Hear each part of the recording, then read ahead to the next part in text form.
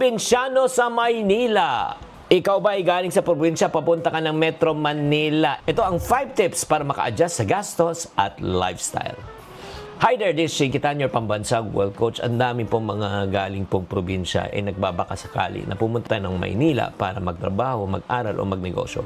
Pero ang hindi alam ng lahat, ako, baka ma-culture shock po kayo. Ang laki ng gastos po dito. Kaya kung gusto nyo matutong mag-adjust, ito po ang kailangan natin gawin. Number 1, kailangan natin matutong mag-budget.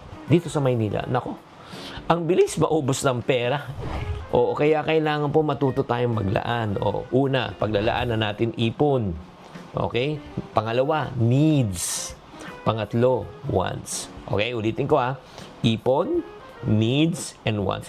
Unahin muna natin mag-ipon bago gumastos. Pangalawa, pangailangan muna bago ang kagustuhan. Pangalawa, bring your probinsyano discipline. So kung sa probinsya matipid ka, dapat pagdating dito, mas matipid ka. O minsan kasi sa totoo lang, nabubuyo tayo eh.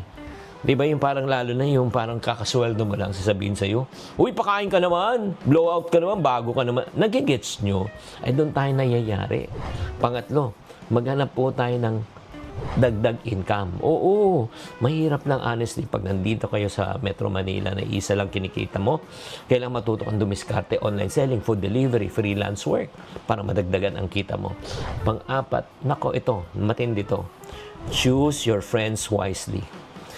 Kung meron kang 4 na kasamang tomador, pang-5 ka. Kung may 4 kang kasamang gastador, pang-5 ka. Pag may 4 kang kasamang negosyante, pang-5 ka. Maghanap ka ng support group na marunong sa pera, goals-oriented, madiskarte, at gustong kumita. And last but not the least, ako ay makikiusap po, lalo kung kayo po ay nanggaling sa probinsya. Huwag nyo ikumpara ang inyong buhay sa iba. Mape-pressure ka. Ay, may bago silang phone, may bago silang kotse, may bago silang motor, may bago silang damit. Ay, nako. In other words, act like your wage.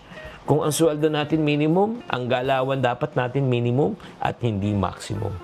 Friend, probinsyano ka man o hindi, dapat magkaroon tayo ng disiplina para umunlad tayo. Ang mahalaga, ang goal mo dito ay kumita, hindi lang gumastos. Sana naliwanagan kayo, tatandaan, tamang karunungan, tamang disiplina po ang susi sa pagyaman.